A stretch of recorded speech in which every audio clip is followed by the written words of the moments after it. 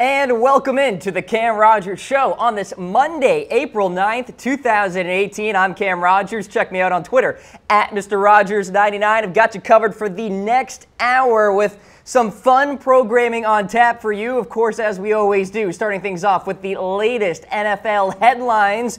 The futures of Odell Beckham Jr. and Dez Bryant notwithstanding. We've got the NBA Power Rankings at the bottom of the hour. Harris Rubenstein will join me, and then a recap of the 2018 Masters Tournament. Patrick Reed, 27 years young, capturing the green jacket, his first major championship of the season. I'll get into that at the end of the program. But let's get into it. The latest NFL headlines. We'll start things off with some Cowboys news.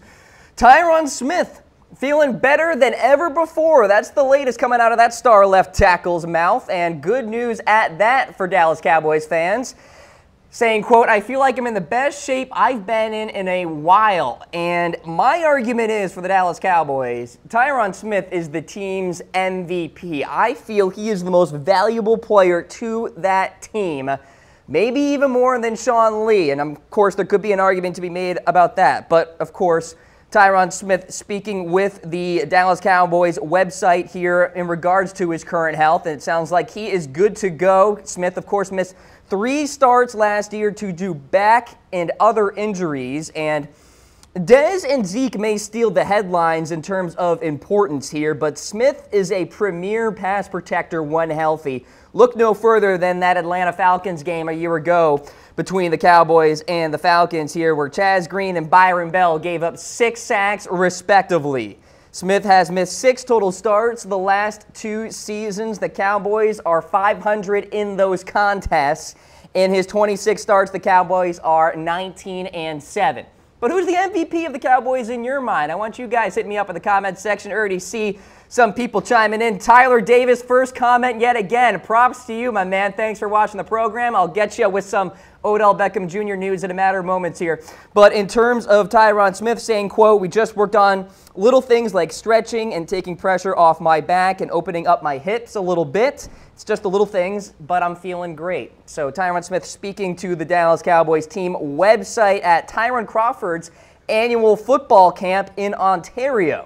So obviously some good news there about their star left tackle, looking like he is in solid shape, getting ready for, of course, OTAs and mandatory minicamp and training camp. All this stuff is on the horizon. Of course, we're looking ahead to the NFL draft later this month, but workouts and all of that good stuff coming up pretty darn soon. So Tyronn Smith feeling good for the Dallas Cowboys. I'll have more on Dez Bryant, too, coming up later in the show, Cowboys fans. But let's check in with Johnny Manziel. He has returned to competitive football for the first time since 2015. There is his stat line as you see on your screen, 9 of 15, 83 yards and a touchdown. You know, not elite numbers by any means, but certainly getting his first bit of reps there is important.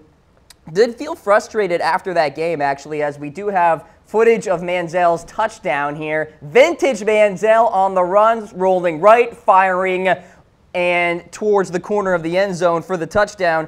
Manziel played for around 2 quarters in total, completing more than 50% of his passes and throwing a touchdown pass in that 11-7 loss. Yeah, that's not a baseball score. 11-7 loss there for a football game. As you saw on that touchdown pass, though, classic Manziel, and good to see at that. Now, his football rights are currently held by the CFL's Hamilton Tiger Cats, but we all know Manziel has goals of returning to the National Football League. This whole comeback season is interesting. Now, he, of course, went through the GMA exclusive interview kind of talking about, you know, changing his mentality in terms of life in general, and then, of course, in terms of returning to the NFL. We do have a reaction poll that we want to bring up here for the folks watching the Cam Rogers Show right now. Will Johnny Manziel return to the NFL? Hit me up with a heart for yes, a like for no. And one of the more polarizing topics out there, it's certainly interesting to see what you guys think. Now, for Manziel, I think there's an opportunity for him to get back to the NFL. I'm not so sure he can actually be a starter again at the pro level, but we'll see. You know, he's getting his reps in with the spring league, and the numbers aren't all that great, but he didn't get a full sample size. And you know what? I'm actually happy to see that he felt frustrated after that game. Of course, his team actually lost. The South team lost that game. So feeling that competitiveness still and that need and want to win a football game, even if it's the spring league, tells me that he still has that competitive edge. He still has that fire in him that will certainly serve him well if he gets back to the NFL level. So Johnny Manziel returning to competitive football for the first time in some time. So good stuff there, as you saw the highlight and him throwing that touchdown pass. Hopefully we can see that again in the NFL. All right, so some suspension news here for a linebacker out of Carolina, Thomas Davis, a very important linebacker at that. He will miss the first 4 games of the regular season due to testing positive for a banned substance. Now, he claimed that he's never been tested positive for a steroid or HGH, said it's not one of those situations. It ended up being an estrogen blocker that triggered a positive test.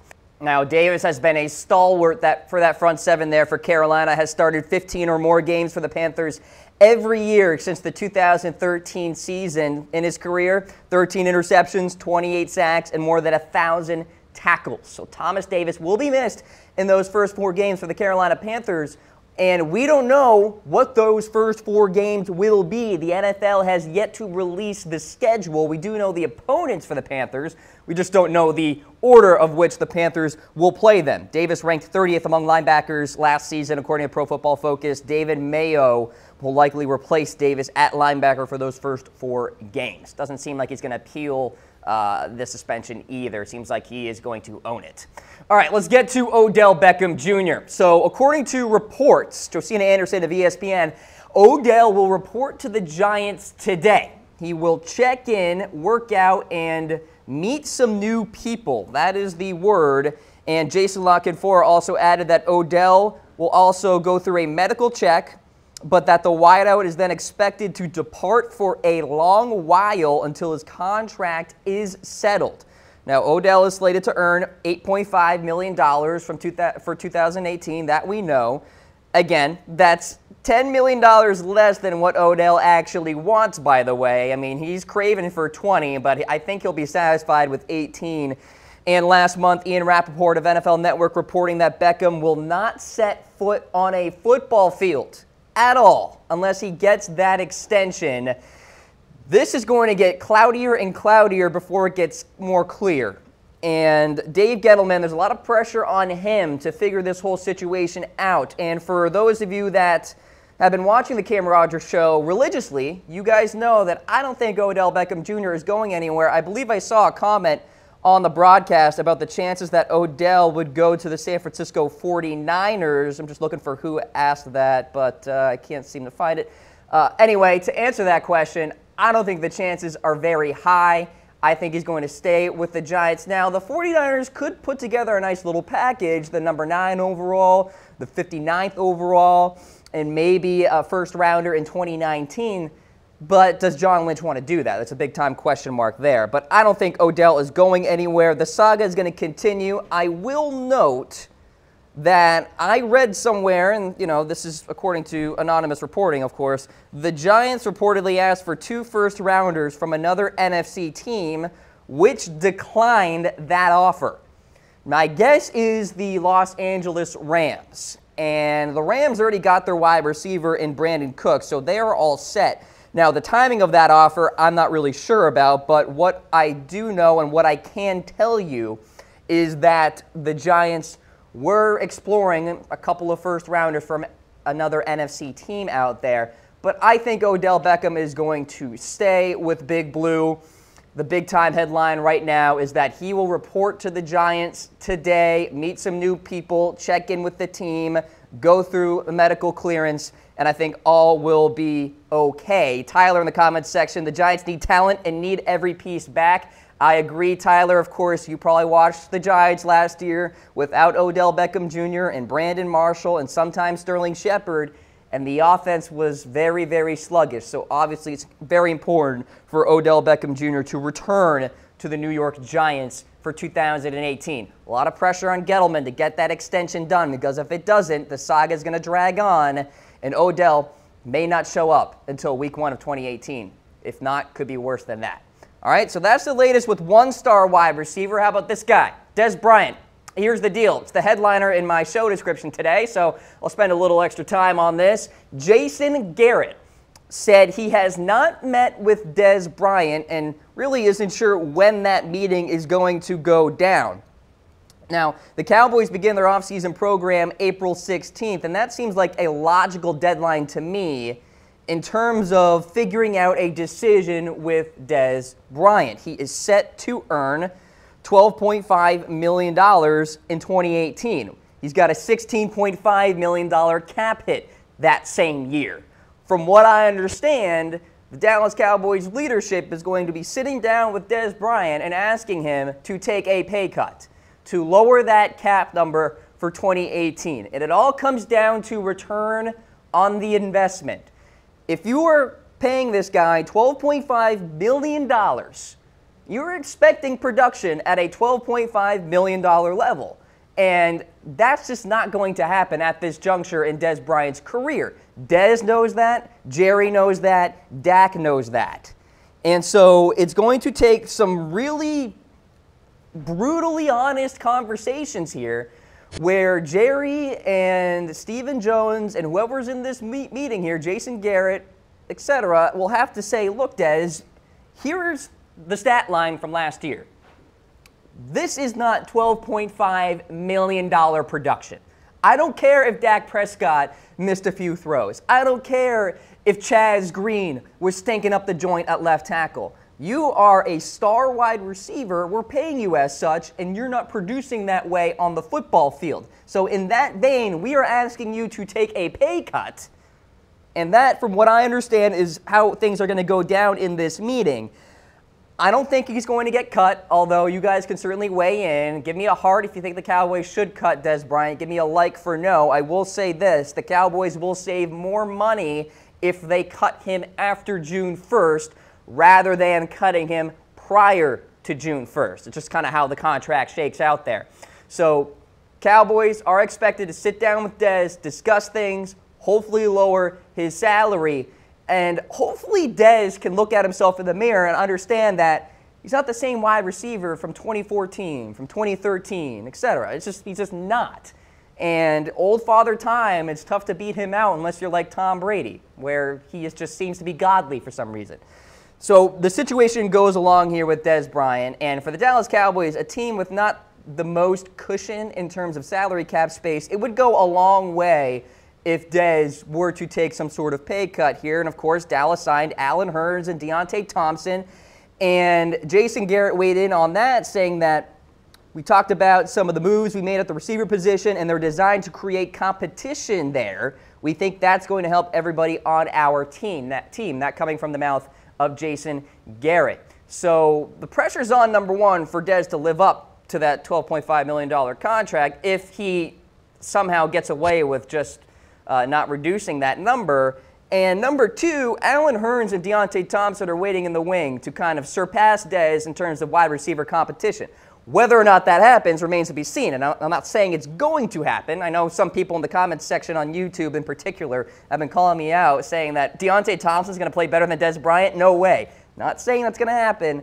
I'm just saying there's competition, there's pressure, especially for the $12.5 million man, Dez Bryant. All right? So a meeting is going to happen at some point, but Jason Garrett telling reporters over the weekend that meeting has not happened just yet. Keep it right here on the Cam Rogers Show, of course, for all the latest surrounding Dez, Odell, and so much more. All right, Aldon Smith in trouble again. He has been arrested. This went down on Friday for violating a condition of his electronic monitoring. So Smith, according to TMZ Sports, was fitted on Thursday with GPS and Scram devices, the latter of which monitors the blood alcohol level, content, and sweat.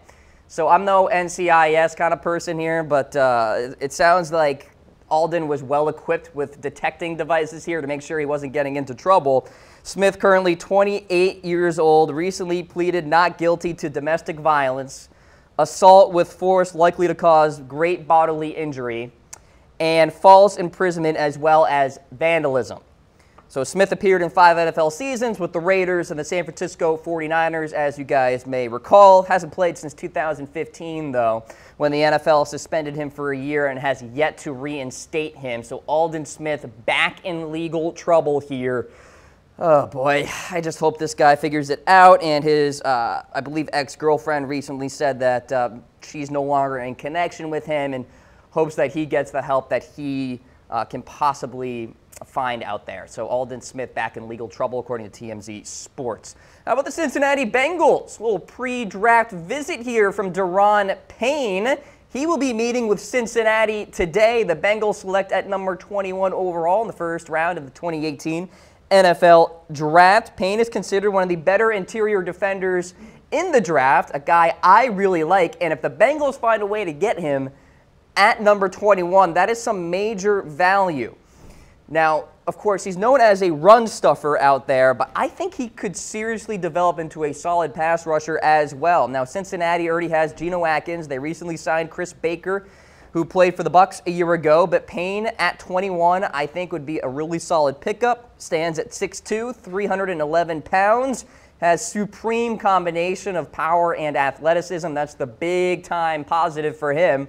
I think he'll be really a solid run stuffer, and I think he'll really develop his pass rushing ability as well, where this guy is going to be a legit player in the NFL. And if you're Tyronn Payne, you're probably excited about this visit because, number one, you know, there's the potentiality that you can be drafted by a good defensive team, and number two, you can learn from one of the great defensive linemen out there, one of the great interior defenders in the NFL, in Geno Atkins.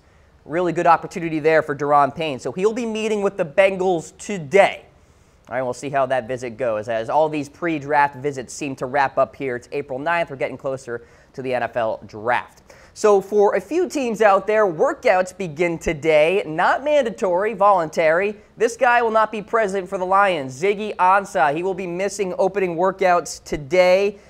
So he's actually in Ghana right now visiting family. He has been in touch with the team, is expected to return soon. So this isn't some sort of matter where Ziggy is just kind of going MIA here, not communicating with the Lions leadership. He has been in contact with them. He will be returning to them soon, but he is dealing with a family matter. The Lions recently franchise tagged Ansah, who has yet to sign that tender, by the way.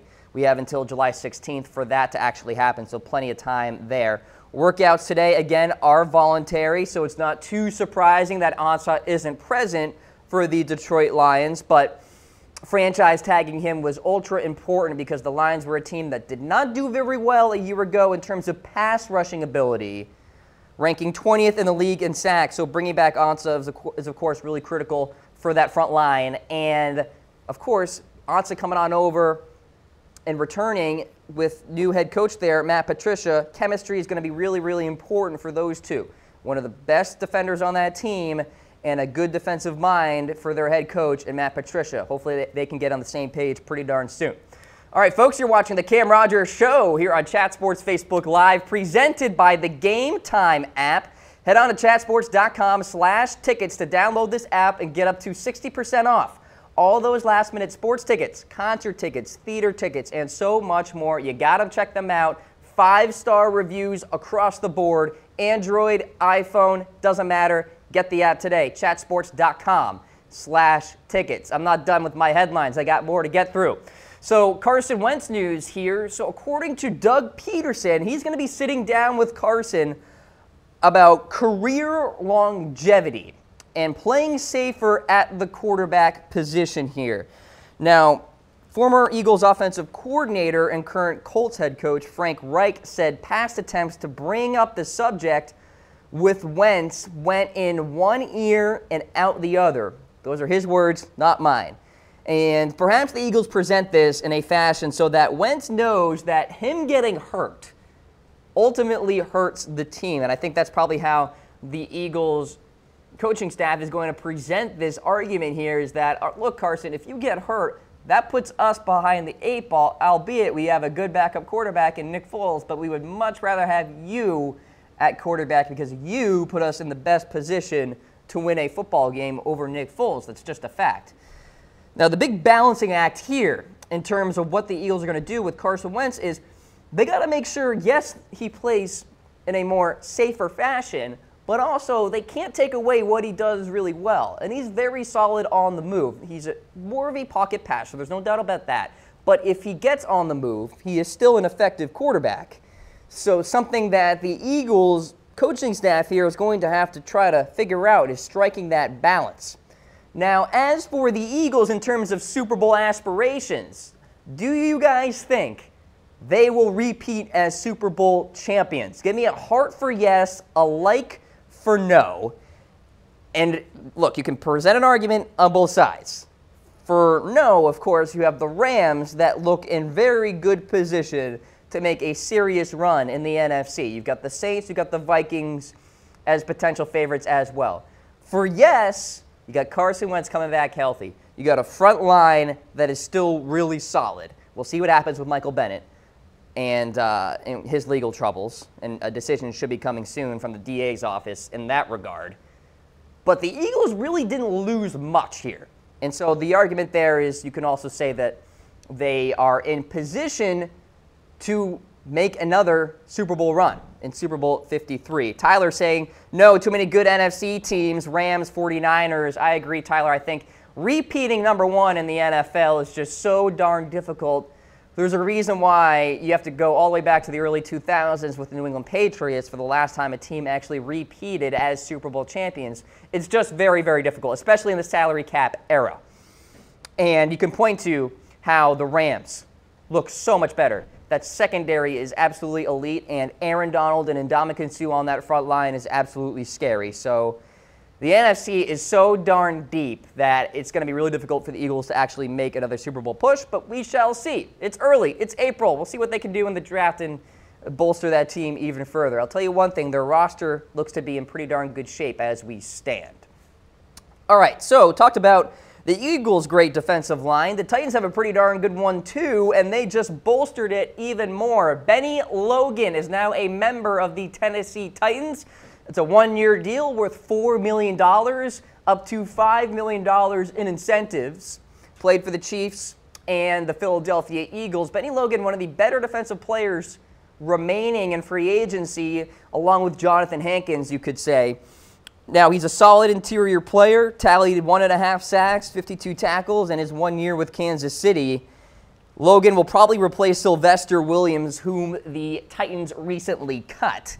So, obviously, big-time pickup here in terms of depth, but I think he'll be a critical part of that front seven as well. Jarrell Casey, an all-pro there on the inside. You got Derek Morgan. You got Wesley Woodyard in a secondary now, headlined by Malcolm Butler.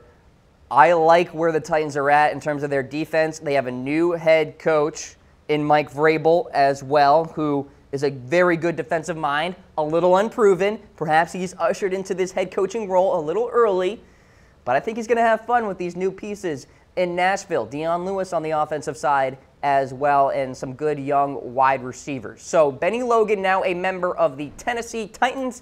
That news coming out yesterday. So still, free agents are out there looking for new teams. All right, so some news in regards to the Jets. Now, according to Mike Florio of Pro Football Talk, the Jets are still unsure about where they're going to go at rookie quarterback here in that #3 slot in the first round. Mike McGagan is the GM there for the Jets. He will ultimately make that final call per reports, and the Jets will likely have to be prepared to select their #3 quarterback on their list, because if they have Darnold and they have Rosen 1 and 2, and they both go to the Browns and the Giants respectively, you got to understand that you're going to have to pick your third-ranked quarterback here on your list. So, you know, that especially could be true if the Giants trade out. What do you think about that, Tyler, in the comments section? If the Giants trade back and the Bills come up to #2 and they snag Josh Rosen, right? Then the Jets really have to be able to essentially adapt to the situation. Now, the chatter out of the owners' meetings recently in Orlando was that Baker Mayfield was their guy. Now, I want you guys letting me know, where do you think Baker Mayfield will get drafted? Do you think he'll go to the Jets at #3? I think he would be a solid addition to that team. My recent mock draft actually had Josh Allen to the Jets, but I've been teetering back and forth between Baker and between Allen at number 3.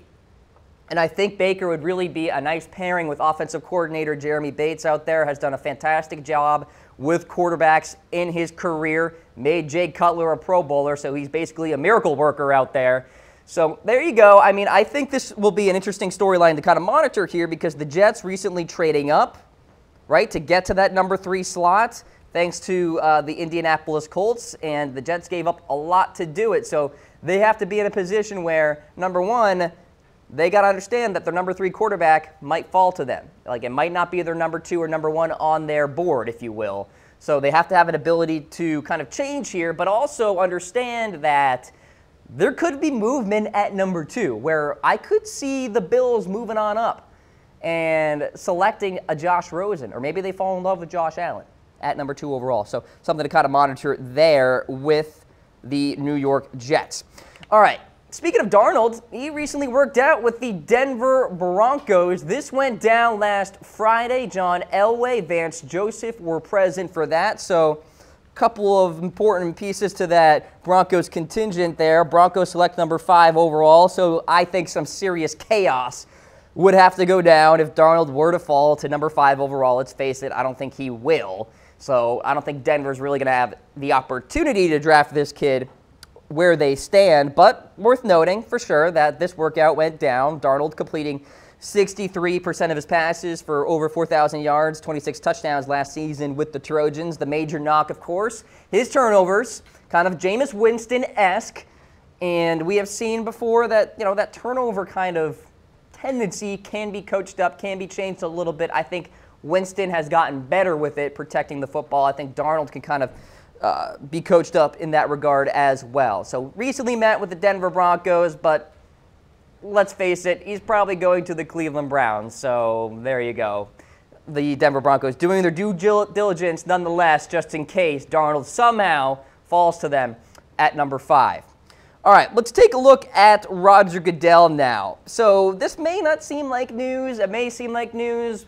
Now, there are, of course, a few changes to the NFL draft this year, but one thing is staying the same. Roger Goodell will call names during the first night of the NFL draft. This year, the first 2 nights will be broadcast by ESPN, Fox, and NFL Network, so obviously the NFL draft is becoming more of this spectacle, if you will. Why is this notable? Well, Roger Goodell will be in Dallas for the NFL draft announcing names.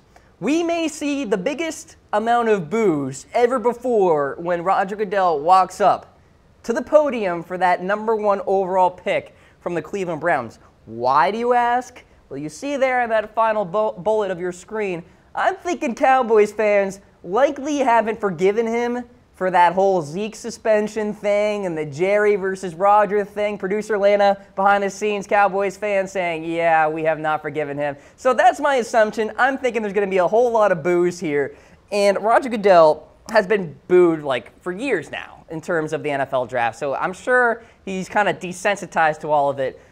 But I'm thinking it's going to be an even bigger wave of boos this season. So, you know, at some point, Goodell should probably realize that he may want to employ fan-friendly figures to do some of these announcements. So maybe Tony Romo or Troy Aikman rather than Roger making the calls. But maybe Roger just wants the FaceTime there. So there you go. Your commissioner of the NFL will still call names in the first round of the NFL draft.